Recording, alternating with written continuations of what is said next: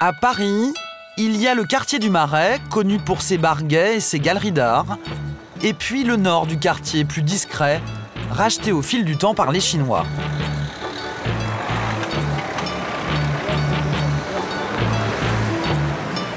Le samedi matin, quand leurs copains font la grasse matinée, les petits-enfants de la communauté reprennent leur cartable. Pourquoi vous venez apprendre le chinois? C'est bien. Parce qu'on est obligé. C'est bien. On est obligé. Par qui? Par nos parents? Pourquoi? Je sais pas. Pourquoi c'est obligé? Parce que le chinois et plus tard, on va aller en Chine. C'est à la télé? Bah oui. Tu vas pas vivre en France? Bah si. En vacances, on peut aller en Chine. 2 fois par semaine, ces 400 enfants et adolescents parisiens doivent apprendre le mandarin, la langue officielle de la République populaire de Chine. C'est Nathalie Mestre, une Française d'origine chinoise, qui leur enseigne les bases de la lecture. Sa méthode est très asiatique. On répète avant tout. 我正想吃一只鸡呢。所以说，在你们脑子里啊，你们现在其实就是一只狼，好不好？啊，on est tous le loup, hein? On veut manger, voilà, ce coq. Voilà, pensez ça dans la tête et vous pouvez y arriver de lire avec le sentiment, comme si vous êtes, voilà, vous étiez comme un loup, ok? Pour ces enfants, acquérir un bon niveau en mandarin est indispensable. C'est un gage d'avenir. Les enfants d'ici, leurs parents ont tous ont des affaires en France, soit le restaurant, soit des entreprises import-export. Donc c'est ça, je leur ai dit. Vous êtes ici, bien sûr, il faut penser la culture, mais il faut aussi penser les affaires familiales.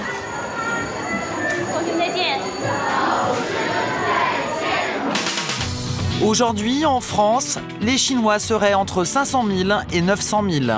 C'est la plus importante communauté chinoise d'Europe. Les premiers sont arrivés dans les années 30. Ils doivent leur réussite et leur intégration à leur sens du commerce. Leur secteur, restauration, maroquinerie, textile et confection. Si les premières générations sont bien intégrées, pour les dernières vagues d'immigrés, les clandestins, le quotidien est fait de peur et de précarité. Pourtant, tous vivent à l'heure de la Chine. Il n'y a pas de miracle. Soit on travaille beaucoup pour obtenir un peu de résultats, ou soit on ne fait pas grand-chose, mais on ne va jamais arriver, quoi. Arrivé en France à 13 ans sans un sou, Lu Sheng Wang a réussi dans l'import-export. En 30 ans, il est devenu l'homme fort du business avec la Chine. Pour les clandestins, c'est une toute autre histoire. Regardez là, par exemple. Il y a une annonce pour un boulot, mais il faut avoir le permis de séjour. Ils sont condamnés à devenir les esclaves des ateliers de confection, comme cette ouvrière, Dong Mei. Vous cherchez ma collection ou pas? Moi, il n'y a pas papier. Ça va pas. D'accord. Depuis 10 ans, cette mère et sa fille ont appris à se débrouiller en marge de la loi.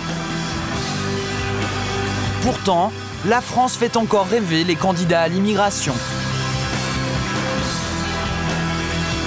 On pensait que, imaginez que voilà, c'est un pays Eldorado, donc il y a de l'or. Faut aller chercher.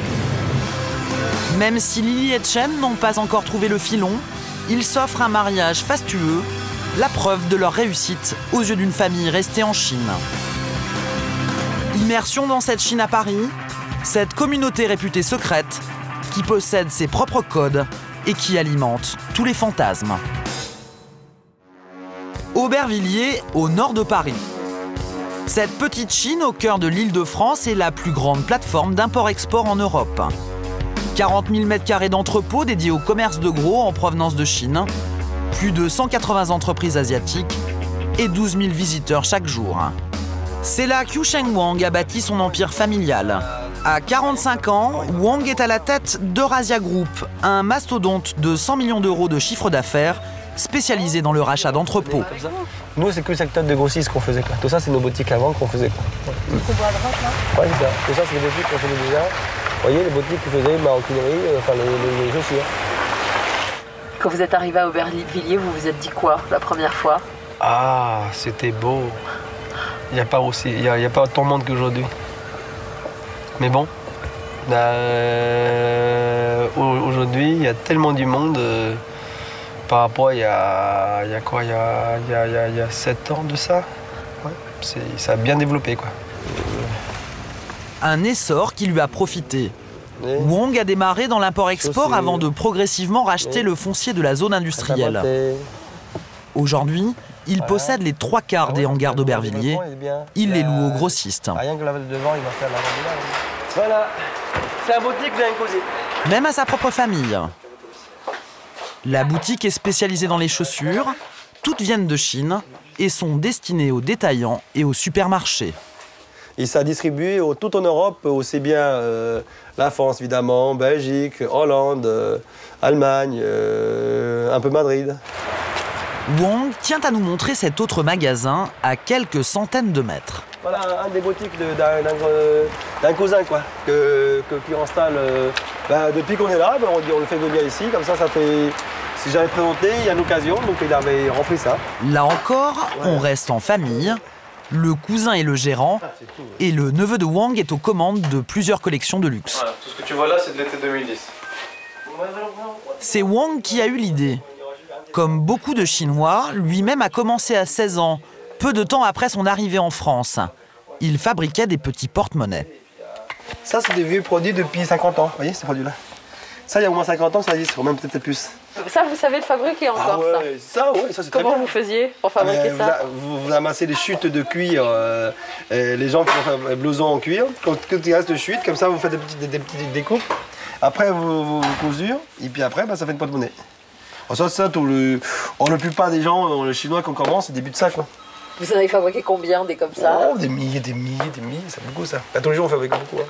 Alors, au époque là, c'était bien, mais maintenant, ça, c'est un produit luxe. Ces gens, toutes ces choses-là, c'est fabrication en Chine. Et votre oncle, c'est une personnalité incontournable d'Aubervilliers? C'est le roi. C'est le roi d'Aubervilliers. Ouais. Oui, on peut dire ça aujourd'hui. Ouais. Non, mais surtout que c'est bien, quoi. Ça reste un peu la famille, quoi. C'est ça qui est bien. Soit c'est famille, ou soit c'est vraiment les comment on dit, les voisins. La plupart d'ici, les gens ont le maximum de 3 km dans le secteur. Ouais. On traverse 10 000 km pour se rejoindre ceux qui sont à 3 km, quoi. En fait, comme la quasi-totalité des commerçants d'Aubervilliers, Yu Sheng Wang est un Wenzhou. Un Chinois originaire d'une province du sud-est de la Chine, très rurale, et qui a fourni les bataillons de migrants vers l'Europe. Ces Chinois ont construit une véritable diaspora, très présente à Aubervilliers. Bonjour. Eh, comment tu vas? Ça va. Et comment va ta famille? Ça va, elle va bien. Les affaires aussi vont bien? Oui, ça va, ça va. Ah, et toi? Moi, je vais bien. Tu as du boulot en ce moment? Ouais, plutôt, ouais. Et dans la zone industrielle, le voisin du village n'est jamais très loin. Bon appétit. Merci. Merci. Hein? C'est des vieux amis, nous on était à l'école ensemble avec monsieur là. Là, ça veut dire 40, allez, plus de 40 ans qu'on se connaît. 30 ans, ça fait longtemps. Hein. Et ça c'est voisins qu'on a, on va dire, 1 km à peu près, entre nous 5, on va dire maximum 3 km en Chine. Hein, ensemble. Alors, comment ça se fait que vous vous retrouvez ici à Aubervilliers ensemble? Parce que ça c'est la ville de Wenzhou, ça c'est notre village pareil. Au restaurant, on vit aussi à l'heure du sud de la Chine. Voilà, c'est un plat spécialité de Wenzhou. Ah oui? Ah ouais. Alors qu'est-ce qu'il y a dans ce plat? C'était une pâte du riz avec du sauté de ciboulette avec un peu comment on appelle ça, de lard et puis des légumes soja. Vous parliez du Wenzhou justement parce que vos amis qu'on a croisés dehors viennent du Wenzhou. Ici c'est que de Wenzhou. Hein. Enfin, le Wenzhou, il fait quand même à peu près plus de 6 millions d'habitants sur place et puis 3 millions de travailleurs qui sont sur place. On est à peu près 9 millions de personnes qui vivent sur ce petit village, quoi. En fait, depuis les années 70, les Chinois ont progressivement fait main basse sur des quartiers entiers de Paris. Le Haut du Marais est le plus ancien, mais aussi le plus petit. Le 13e arrondissement, le plus étendu et le plus célèbre, là où vivent les Chinois de l'ancienne Indochine. Belleville, à l'est de Paris, vit totalement à l'heure de la Chine. C'est le plus peuplé. Mais le quartier où leur implantation suscite le plus de critiques, c'est le quartier Voltaire, dans le 11e arrondissement, à 2 pas de la place de la Bastille. En 10 ans, ces rues ont changé de physionomie. Les Chinois de Wenzhou y ont imposé un véritable monopole, celui du textile. Pas moins de 550 grossistes s'y sont installés. Pour les habitants, il est même désormais difficile d'y trouver une boulangerie. Il n'y a pas de café, il n'y a pas de boulangerie. Ah si, regarde, boulangerie française et viennoise. Mais regarde, c'est les vêtements. Ils n'ont même pas encore changé l'enseigne. Comment ont-ils fait? Comment les Chinois ont-ils pu racheter tous les commerces? En fait, c'est grâce à un système extrêmement élaboré, la tontine. Ce Chinois va nous l'expliquer. Il a préféré garder l'anonymat car parler d'argent, c'est briser la loi du silence. Et lui, on peut lui demander comment il a fait pour acheter sa boutique. Comment t'as eu ça? Quoi? Comment as-tu acheté ton magasin? Pourquoi tu me demandes ça? En fait, il veut savoir comment fonctionne la tontine. Non, dis-lui de demander aux autres. La tontine, c'est un système de prêt entre Chinois qui viennent de la même région, du même village.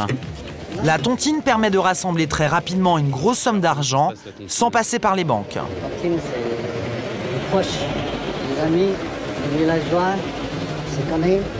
Chacun y met une somme. Et puis, c'est pendant 6 mois, il n'y a pas de remboursement. Par exemple, pour acheter un commerce, le futur acquéreur demande à 10 amis de lui verser chacun 10 000 €. L'emprunteur s'engage alors à les rembourser chacun à leur tour à partir du 7e mois. C'est un pacte moral entre celui qui emprunte et ceux qui prêtent. Problème, le système échappe généralement au fisc. Ce système, personne n'a accepté de rompre le secret qui l'entoure. Équipé d'une caméra cachée, nous poussons donc la porte d'un courtier chinois spécialisé dans l'achat de commerce. La tontine, c'est quelque chose de légal. Rien de inégal entre voilà, donc moi, c'est son peut-être la zone entre les amis, entre la famille. Voilà, alors, le courtier nous montre un document décrivant le fonctionnement de la tontine. Problème, seule la somme due est indiquée. Normalement, la nature du versement devrait être précisée, chèque ou espèce. 40 si ça se fait en liquide. Peut-être, oui. Si ça se fait en liquide, on ne sait pas d'où viennent les fonds. Oui, bon là, oui, peut-être. Ça dépend de ce qu'il abuse. C'est ce qu'il abuse en partie en liquide. Ça, c'est le cas par cas. Je ne peux pas dire que je passe comme ça. Non, mais c'est pour ça que je me pose la question. Mais ça peut arriver. Oui, ça peut arriver, bien sûr. En France, au-delà de 10 000 €, un prêt, même amical, doit être déclaré au fisc. Et vous connaissez des gens qui font des tontines? Oui. Vous pourriez m'en présenter? Je ne sais pas, dans un premier temps, pour parler. Mais je ne sais pas, moi j'en ai déjà fait participer à tontine dans le temps. Je sais que ton travail, je peux vous dire tout ce que je sais. Pour les... Non. C'est pas un caméra caché par... Non, je ne sais pas de caméra. Fin de l'entretien, le sujet est trop sensible, car la tontine est une tradition chinoise avec des règles intangibles. La première pour les emprunteurs, rembourser. Une question d'honneur. Et si le business ne marche pas et qu'on ne peut pas rembourser? Là c'est pas comme le système bancaire. Hein. Si ça marche pas, c'est ta tête. Ça veut dire quoi, c'est ta tête? Si je mets 10 000 € pour l'ouverture de ton boutique, même ton boutique est failli, quoi que ce soit, tu me dois 10 000 €. Personnellement. Mais si je peux pas rembourser? si tu peux pas rembourser temporairement, tu as encore envie, tu vas rembourser, c'est ta tête toute ta vie. En fait, le système de la tontine crée des obligations pour l'emprunteur. Lui et sa famille connaissent ceux qui prêtent. Il ne peut donc jamais échapper à sa dette.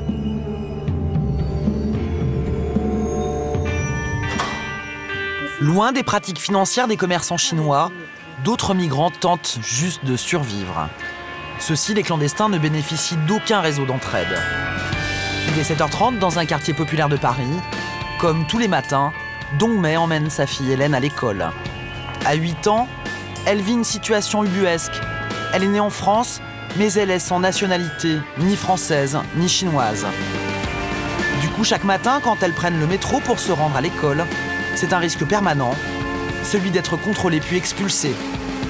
Dongmei, sans papier depuis 7 ans, a pourtant appris à apprivoiser cette peur. J'ai un enfant, alors je n'ai pas vraiment peur. Ma fille est née ici, elle a le droit de vivre ici. Alors bon, je n'ai pas peur de grand-chose. Mais les gens qui n'ont pas de papier et qui sont sans enfants, eux, ont souvent peur. Quand ils vont à Belleville, par exemple, ils descendent fréquemment à la station d'avant ou à celle d'après, pas à Belleville même. Ils évitent les endroits où il y a beaucoup de Chinois. C'est plus comme avant. Aujourd'hui, quand on va à Belleville, c'est vrai qu'on a des raisons d'avoir peur. Belleville est devenu le premier quartier chinois de Paris. Les familles chinoises s'y sont installées, mais aussi les commerçants et les restaurateurs qui ont, en 10 ans, remplacé les juifs séfarades et les kabyles, longtemps habitants de ce quartier populaire.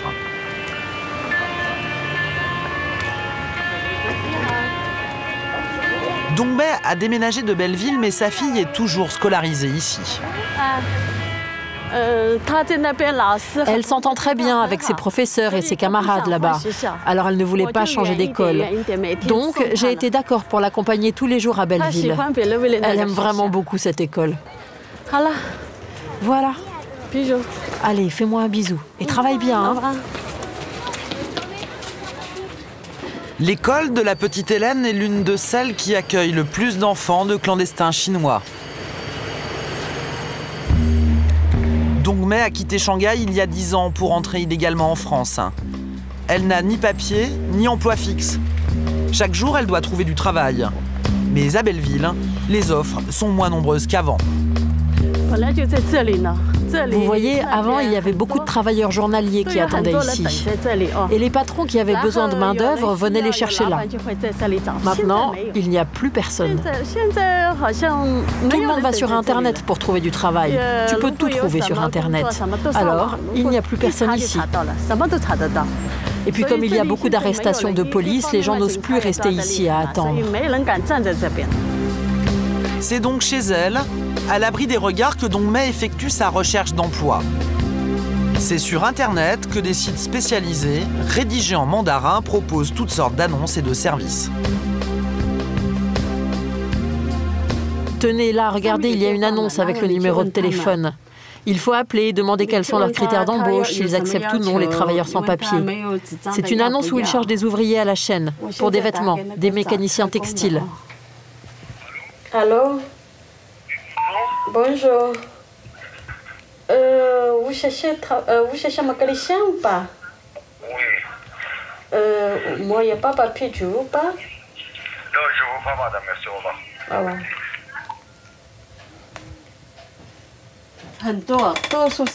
J'ai appelé en disant que je n'avais pas de papier. Et il a dit « Je veux pas, désolé ».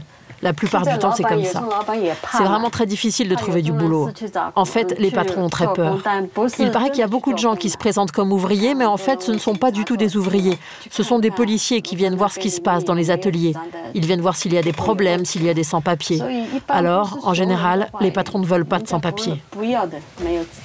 Pourtant, au bout du 3e appel, Dongmei obtient un rendez-vous avec un employeur peu regardant, le gérant d'un atelier de confection clandestin. Vous cherchez un mécanicien ou pas? Moi, il n'y a pas de papier. Ça va pas.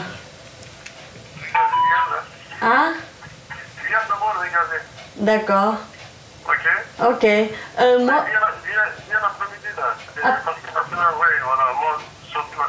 D'accord, d'accord. Pour ce poste d'ouvrière, Dongmei gagnera 30 € par jour pour 10 à 12 heures de travail. C'est 3 fois moins qu'un ouvrier déclaré. Alain, l'un de ses amis, travaille lui aussi dans un atelier clandestin. Ses employeurs, des Kurdes. Ils tiennent aujourd'hui le business de la confection au noir. Ils lui doivent 2000 €, soit 3 mois de salaire. Ce jour-là, Alain décide de récupérer l'argent. Nous l'accompagnons en caméra cachée. À l'intérieur de l'atelier, les ouvriers sont en pleine activité. Ils sont une vingtaine, employés à la journée, la semaine ou le mois, sans aucun droit. Ils sont passés où? Alain fait le tour de l'entrepôt à la recherche du contremaître, son ancien patron. Il est introuvable. Dans le bureau, 2 hommes, des Kurdes, qu'Alain n'a jamais vus. Bonjour. Bonjour. Vous vous souvenez, j'étais déjà venue avec Alain, on cherche votre collègue. Ils sont pas là? Ouais, ils sont partis. Mais ils sont partis, comment ça partis? On va faire des chansons. Ils travaillent plus avec vous? Non. Je te jure. Non. L'homme et son associé ne sont pas ceux qui ont employé illégalement Alain. Mais ils bottent en touche. Mais pourquoi ils ne payent pas les gens comme ça? Ben, je sais pas, monsieur. Si c'est quelqu'un sérieux, il travaille ici, il ne vole pas les manteaux, monsieur. C'est-à-dire, c'est quelqu'un pas sérieux. S'il est sérieux, déjà, regarde, sa femme, je l'ai vu. Ça fait 2 ans, 3 ans, il travaille, il va payer. Nous aussi, regarde, il y a 20 personnes qui travaillent avec moi, on paye, hein, monsieur. Quelqu'un pas sérieux, voilà, il ne paye pas, c'est tout. Fin de la discussion. Nouvelle tentative pour Alain au téléphone. Nouvel échec. Il serait entre 50 000 et 100 000 sans-papiers chinois à vivre en France et à alimenter l'économie clandestine. La plupart de ces migrants sont d'anciens ouvriers du nord de la Chine. On les appelle les Dongbei. Ils ne bénéficient d'aucun réseau d'entraide. Pire, ils forment une main-d'œuvre corvéable et bon marché. Liang est l'un d'eux. Il est arrivé en France il y a 7 ans. Sa femme et sa fille sont restées en Chine. Chaque mois, il leur envoie un petit pécule. Ce matin, il se rend avec Dong, un ami à lui, sur un chantier de rénovation d'appartements. Pour ce travail, ils n'ont ni contrat, ni garantie de salaire. Nous, on n'a pas de papier, on ne peut rien faire. Et en travaillant comme ça, on n'arrive pas à économiser. Le travail au noir, ça ne rapporte presque rien. En une journée, tu peux espérer gagner 20 €. Si tu as un peu d'expérience et que tu fais ça depuis longtemps, tu peux monter jusqu'à 50 ou 60 €. Ça suffit à peine pour vivre parce qu'il faut manger, payer le loyer de ta chambre. Rien n'est gratuit. Se loger, c'est l'autre problème de Liang. Il est obligé de louer une chambre à d'autres Chinois.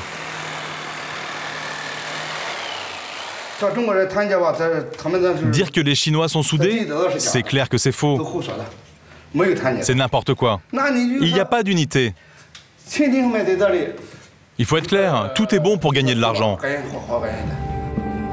Liang veut nous montrer comment trouver un tapou, un appartement dortoir dans lequel on loue un lit. Porte de Pantin, au nord de Paris. Entre 2 entrepôts au fond d'une ruelle, nous découvrons un mur de petites annonces en mandarin, le point de ralliement des clandestins qui cherchent un lit. C'est ici qu'il y a le plus grand nombre d'annonces pour les tapous. Il y en a vraiment beaucoup. Je regarde ce que je peux trouver. En ce moment, j'habite à Bobigny et là, il y a justement une annonce qui propose un tapou dans cette ville. Un tapou dans lequel il y a des grandes pièces et des petites. C'est 120 € par mois. Liang doit bientôt quitter son tapou. Du coup, il appelle l'annonce qu'il a repérée. J'appelle pour la chambre. Tant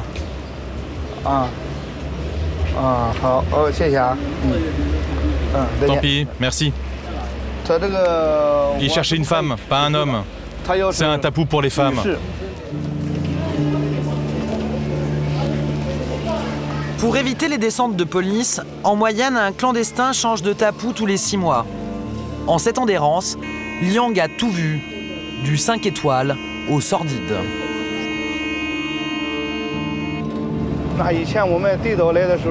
Le tapou où je suis, il est bien. Il y a un lit. J'ai vu des tapous où il y avait juste de la place pour dormir par terre. 4 personnes qui dormaient par terre, hommes et femmes, ensemble. Ça, c'était vraiment des mauvaises conditions.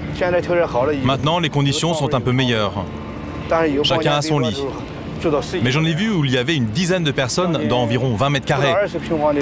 Presque 20 personnes dans 20 mètres carrés. Liang est le seul à avoir accepté de nous conduire jusqu'à chez lui parce qu'il sait qu'il doit changer de tapu. Dans les appartements dortoirs, la règle est claire, pas de visite. Un clandestin avait accepté de nous faire rentrer. Il a été exclu le lendemain. Liang vit dans un tapu plutôt haut de gamme, situé au 9e étage de cette copropriété au nord-est de Paris. Dans l'immeuble, il n'y a que des Chinois. Les noms sur les boîtes aux lettres le prouvent. En fait, il s'agit exclusivement d'appartements dortoirs. Ils ont été loués ou achetés légalement. Les propriétaires y placent des tenanciers qui encaissent les loyers et font régner l'ordre. En contrepartie, ils y logent gratuitement.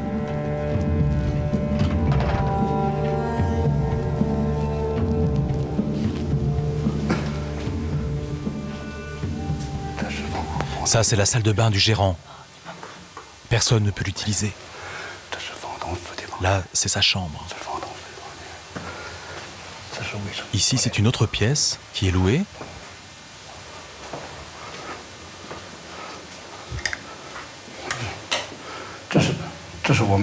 Et voilà la salle de bain des locataires. Ils sont 8 à utiliser cette petite salle de bain. Là, c'est la cuisine commune pour tous. Et vous êtes combien en tout? 10 personnes. Liang loue le canapé du salon pour 140 € par mois. C'est la pièce la plus chère. Pourtant, ses affaires sont entreposées dans l'armoire au coin et il n'a aucune intimité. Avant, vous étiez 2 ici? Oui, on était 2, mais maintenant je suis tout seul. Et les propriétaires, ils ne voudraient pas louer à une deuxième personne? Non, ils veulent pas. Parce que souvent, ils viennent ici pour manger. Oui, ils mangent ici. Et toi, tu fais comment s'ils mangent ici? Moi, je mange souvent dehors. Ou alors, quand ils sont ici, je sors me balader.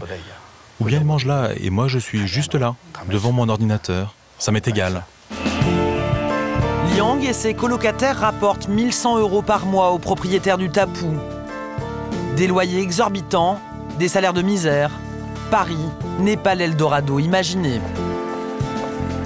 D'autant que la plupart des clandestins, comme Dongbei, se sont lourdement endettés pour faire le voyage. Nous nous rendons avec elle chez Hong, sa cousine, pour le Nouvel An chinois. Elle vit ici avec 3 autres personnes, tous clandestins. Au fourneau, les femmes s'activent, elles émincent et font frire les 15 plats traditionnels. Dans le salon, Alain, l'ouvrier de la confection, n'a toujours pas récupéré l'argent que ses employeurs lui doivent. Pour Dongbei, venir en France a coûté très cher. Je suis arrivée de Shanghai en 1999. À l'époque, j'ai dépensé 6 000 €. 6 000 € auxquels on ajoute le billet d'avion, ça devait faire 7 000 € en tout. Le passeport était inclus dans le prix des passeurs. Aujourd'hui, un clandestin doit débourser entre 12 et 20 000 € pour parvenir à entrer en France.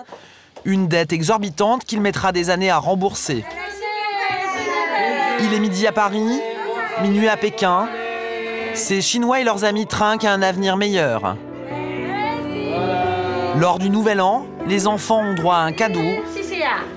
20 € pour Hélène, la fille de Dongbei. Alors Hélène, tu vas acheter des bonbons, qu'est-ce que tu vas faire avec? Non, je vais donner à maman, après il va payer le loyer. Oh, tiens.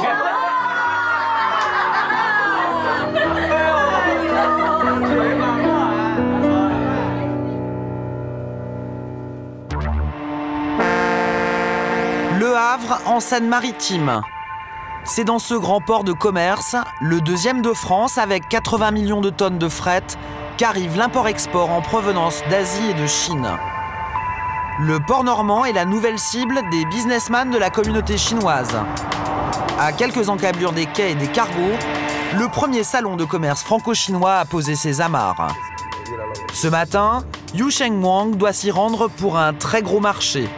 L'objet de sa convoitise, les 25 hectares de hangars qu'il souhaite acquérir en plein cœur de la nouvelle zone portuaire du Havre. Mais il n'est pas le seul industriel chinois à s'intéresser à ces terrains. Bonjour. Bonjour. Bonjour, c'est M. Wang. On est nouveau, donc on a acquis le local. On veut juste voir l'intérieur, s'il vous plaît. C'est possible? Allez-y, allez-y. Merci beaucoup.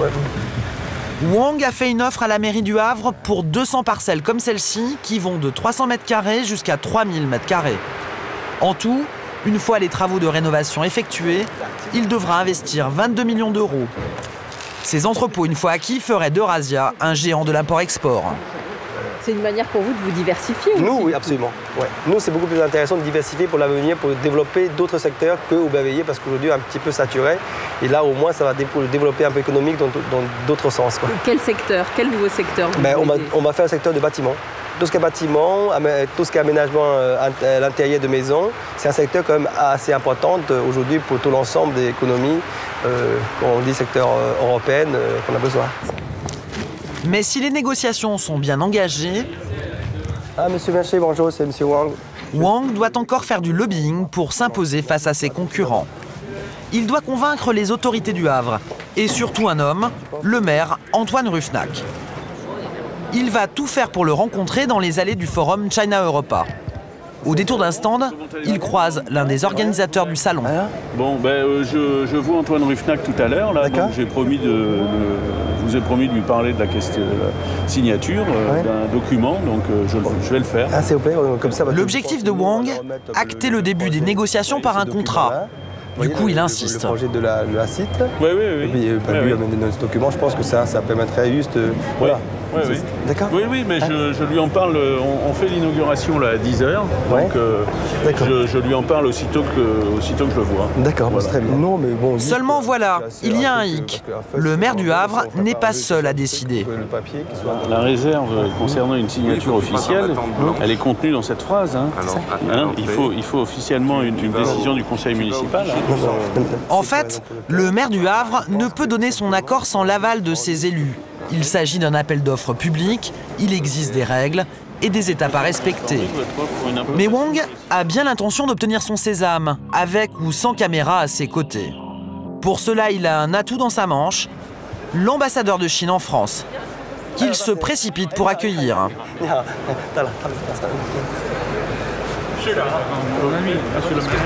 L'ambassadeur, une relation qui peut peser auprès d'Antoine Ruffnac, le maire du Havre. L'ancien directeur de campagne de Jacques Chirac est aussi le patron du port autonome. Il est également l'un des promoteurs du projet du Grand Paris, la version futuriste d'un Paris qui irait jusqu'à la Manche, s'arrêtant sur le port du Havre. Il présente les maquettes des architectes aux Chinois qui comptent. Alors, où sont les projets? Les projets, ce sont les trous qui sont en blanc sur la maquette. Alors, ça, les affaires de Wang prennent une bonne tournure. Monsieur Ruffnac est d'accord, il y aura une signature d'un document. Ah bon, merci beaucoup. Avec le rachat des 15 hectares d'entrepôts, Wang et son groupe Eurasia ont promis la création de 200 emplois au Havre. De quoi obtenir une première signature. Il faut quand même que la signature soit authentique. Celle qui officialise la candidature de Wang et lance le début des négociations financières. On va se serrer à nouveau la main. Merci beaucoup. Merci. J'espère que cette coopération pourra aboutir. Merci. Vous prenez conscience que vous avez maintenant un véritable poids dans l'économie, en tout cas de la ville du Havre? Ah, il y a encore à faire. On a un petit poids, mais il faut faire encore mieux pour avoir un peu plus important. Oui, on a l'impression que vous en voulez toujours plus. Hein. Il faut qu'on essaie au mieux, parce qu'on sait ce qu'on a, mais il faut toujours faire mieux ce qu'on a. Un destin comme celui de Monsieur Wang, d'autres en rêvent aussi. Merci. Comme Chen. Ce chauffeur-livreur est arrivé clandestinement en France, mais il a trouvé une idée pour y rester de manière tout à fait légale. À l'époque, je ne parlais pas français. Tout le monde me disait que si je devenais soldat, je pourrais apprendre le français et obtenir un permis de séjour. C'est la Légion étrangère qui lui a offert le sésame après 5 ans passés sous le drapeau français. Chen est membre de l'amicale des anciens Chinois de la Légion réunis à Belleville pour une grande occasion, l'intronisation d'un nouveau président. Avec ses frères d'armes, ils font une aide d'honneur à l'invité le plus prestigieux de la cérémonie.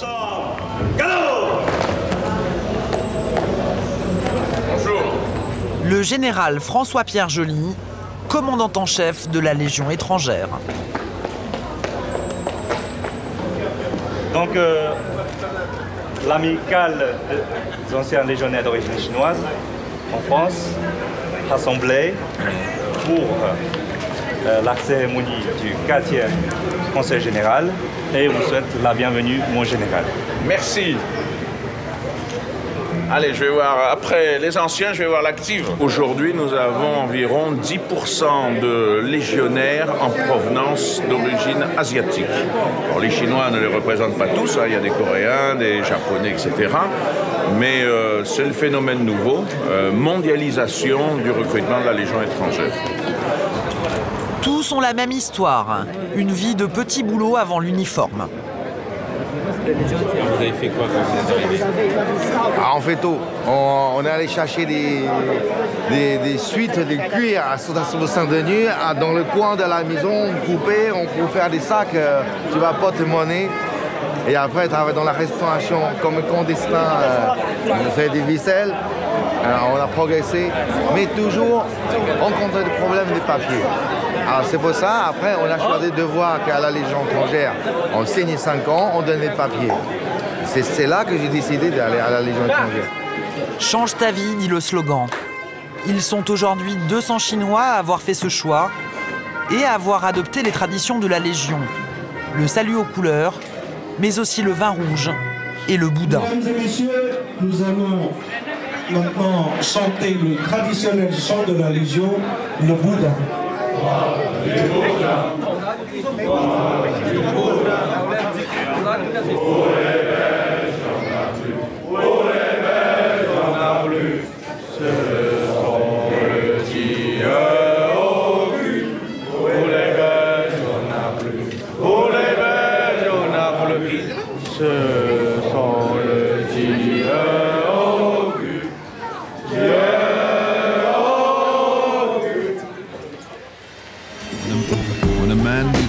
Ce samedi est un jour très spécial pour Chen, l'ancien légionnaire chinois. Il se marie. À Belleville, une limousine rutilante l'attend. C'est chez ce fleuriste qu'il a loué le véhicule de luxe. Ça va ? 650 € la journée avec en prime chauffeur et couronne de fleurs. À quelques rues, toujours dans le quartier de Belleville. Lily, sa promise, une vendeuse de 25 ans, a choisi un salon asiatique pour la première étape de cette journée marathon. Pour la jeune chinoise, le stress se fait déjà sentir. Madame, aplatissez mes cheveux, s'il vous plaît. C'est trop haut comme ça. Mais avec ta forme de visage, si c'est un peu haut comme ça, c'est très joli. Non, ce n'est pas joli. Il faut aplatir un peu. Mais tu veux le tasser. Avec la forme de ton visage, tu ne devrais pas. Ça monte trop haut. Mais ça n'est pas fini. Je n'ai pas encore placé les cheveux. Ne t'inquiète pas. La maman de Lily veille au grain.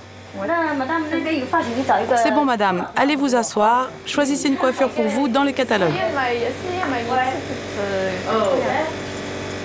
Nous, les Chinois, on aime bien en fait fêter les grands événements comme ça en famille, donc avec les amis, les gens proches, quoi.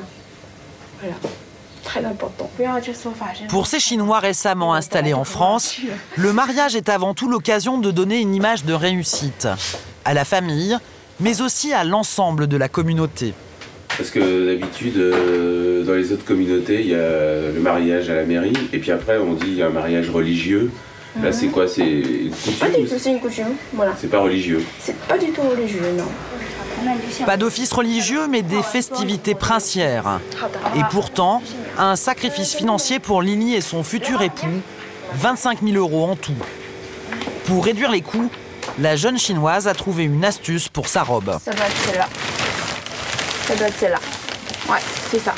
Et dans le sachet là. Et alors, vous l'avez acheté ou vous la louez? Moi, personnellement, j'ai choisi de louer. Sinon, en fait, ça dépend de la personne. Il y en a qui louent, il y en a qui achètent. Mais la plupart de mes copines les achètent et ils regrettent après. Pourquoi? Donc, à chaque fois. Parce que ça sert à rien, on met qu'une fois. Et ça prend la place dans le placard. Et chaque fois, vous savez, à Paris, on loue l'appartement. Chaque fois qu'on déménage, en fait, voilà, une grosse valise à amener. Donc, on m'a dit, vaut mieux ne pas l'acheter. Donc, voilà. J'ai écouté les conseils et personnellement, enfin, voilà.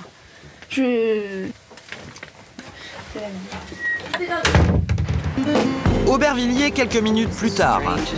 Une équipe de tournage, payée pour l'occasion, attend la vedette du jour. Chen rejoint ses amis. Ils vont l'aider à transporter les offrandes destinées à la belle famille.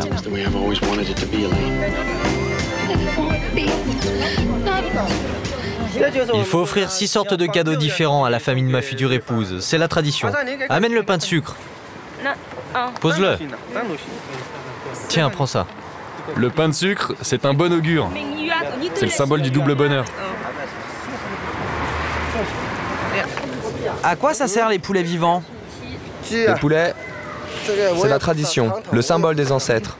Les nouilles, celui de la prospérité. Mais aussi du porc, du poisson et des confiseries. Comme l'impose la tradition, Chen doit mimer l'enlèvement de sa promise, qui vit toujours chez ses parents.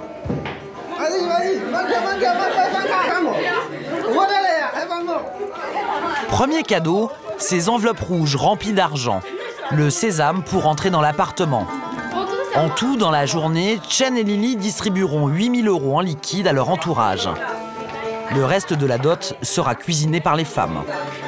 En fait, c'est pour remercier les parents nous a élevés, voilà. Jusqu'à là, en fait, maintenant, voilà, je suis partie de l'autre côté, enfin, chez le mari, en fait. Donc voilà, juste pour remercier, mettre au monde, enfin, élever, grandir, tout ça. C'est quoi ce plat? Ce sont des tangyuan, un très bon plat. Ils en mangent tous les deux et ensuite ils s'entendront très bien. Ils ne se disputeront jamais. Pour appliquer le rituel à la lettre, les mariés doivent déguster 5 plats. Là, les nouilles, dont la longueur rappelle celle de la vie. Comme tous les dimanches, les limousines se croisent à l'entrée du parc des Buttes-Chaumont sur les hauteurs de Paris. Passage obligé pour une séance photo très carte postale.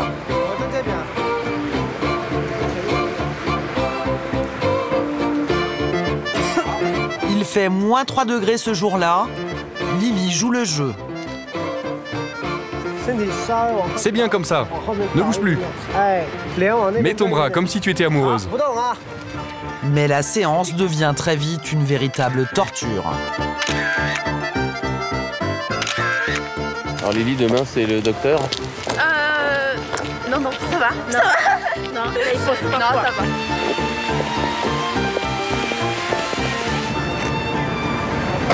Maintenant, j'ai compris que même en fait, là en France, je ne gagne pas bien ma vie. Je rentre en Chine, je montre mon côté vraiment plus, comment dire, plus, le côté plus beau, quoi. Soit disant, ouais, c'est bien. Je dis jamais, ouais, ça se passe pas bien ici aux gens, quoi. C'est ça, surtout aux parents, pour éviter qu'ils s'inquiètent, voilà, pour nous, quoi. En faisant ça, en fait, les gens de Chine qui ont eu une fausse image de France, ou enfin des pays, en tout cas, on va dire quelque part, c'est Eldorado un peu pour eux, enfin voilà. Mais c'est vraiment sur place qu'on se rend compte que c'est pas du tout ça. Voilà. Mais vous continuez à dire que ici c'est bien. Quand vous allez en Chine. Non, le problème c'est que moi une fois je m'habitue, mais moi je conseille pas les gens de venir, je conseille pas. Pourtant, Lily n'échappera pas à la photo symbole, celle qui incarne le plus la vie rêvée des migrants. Oui, pourquoi c'est important de se faire photographier devant la tour Eiffel? Non, comme ça. Symbolique de Paris. Voilà. Souvenir.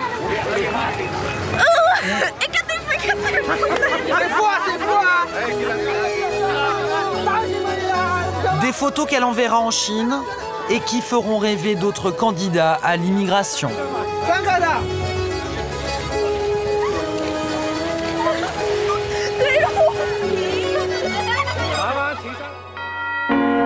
12 mars 2009. C'est un jour décisif pour Dongmei, l'ouvrière clandestine. L'histoire a mal tourné pour elle depuis un contrôle d'identité dans le métro. Elle doit être expulsée. Elle va plaider sa cause devant les magistrats du tribunal administratif de Paris. Aujourd'hui, en France, un immigré clandestin sur 4 est renvoyé dans son pays. Mon cœur bat très vite. J'espère qu'il y aura un bon résultat. J'espère que le jugement nous sera favorable. Je suis ici depuis tellement longtemps. 10 ans. Dans l'enceinte du tribunal, l'ouvrière chinoise retrouve 2 mères d'élèves qui la soutiennent. Dans la salle des pas perdus, elle cherche son nom sur le tableau, un peu fébrile.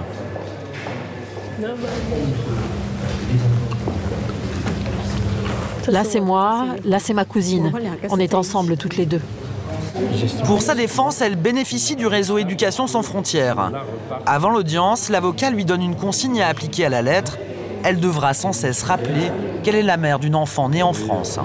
Si jamais je vous pose des questions, ça risque d'être des questions comme quel est votre projet? Que voulez-vous faire? Dites-vous, rester en France pour les enfants. D'accord, oui. Rester en France pour les enfants, ils sont très bien ici, on est tous très bien ici. D'accord. D'accord. Si vous pouvez retourner en Chine, non, c'est pas possible. Le tribunal s'est opposé à ce que nous filmions l'audience.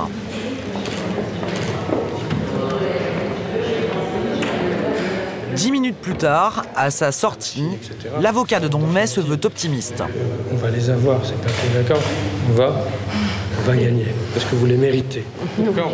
Donc, le droit va finir par être de l'autre côté. De toute façon. D'accord? Ça, c'est une certitude que j'ai. D'accord? D'accord. Voilà. Le sourire.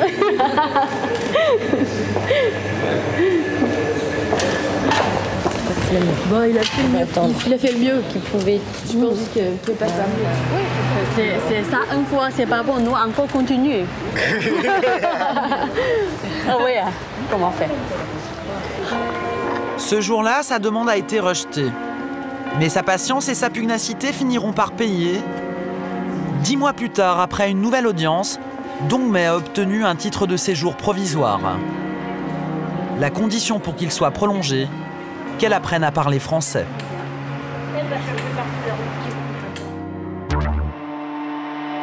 Février 2010. À quelques mètres de la place de la Concorde, la rue Cambon, rendue célèbre par Coco Chanel. Il est 8 h. Ce matin, Eurasia Group, la société de Wusheng Wang, va être introduite en bourse. Une consécration pour le chef d'entreprise d'origine chinoise. Pour célébrer cet événement, et je remercie vivement tous les équipes. En coulisses, dernière répétition pour Wang, pas encore rompu aux subtilités de la langue française. Non, au travers de la réussite de cette cotation, notre volonté est aussi de devenir un exemple pour l'entreprise d'origine chinoise. Dans la salle, les invités affluent. Des industriels, des commerçants chinois, mais aussi des élus. Tous se pressent pour l'événement. 9 h, l'heure de l'ouverture des marchés. Eurasia entre dans la cour des grands.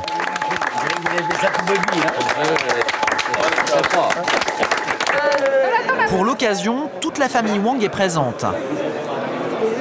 Les parents des commerçants arrivés du sud-est de la Chine à la fin des années 70, et aussi la fille de l'industriel, étudiante en Chine, et son fils, qu'il voudrait bien voir lui succéder. Les avenirs sont là, les jeunes. Mon fils, ma femme et ma fille, elles font des études à Shanghai. Au moins, l'introduction, ça va se servir pour quelque chose. C'est une histoire familiale? Ouais, ça va rester toujours pareil. Hein. Ça, c'est notre tradition, quoi. Il y en a qui commence, il y en a qui fait suite. C'est ça, c'est une tradition chinoise, ça, justement? Absolument, ouais. Après 30 ans passés en France, après une vie consacrée au travail, dimanche compris, Wang a réalisé le rêve de tous les migrants chinois. Faire fortune en France et passer la main à ses enfants.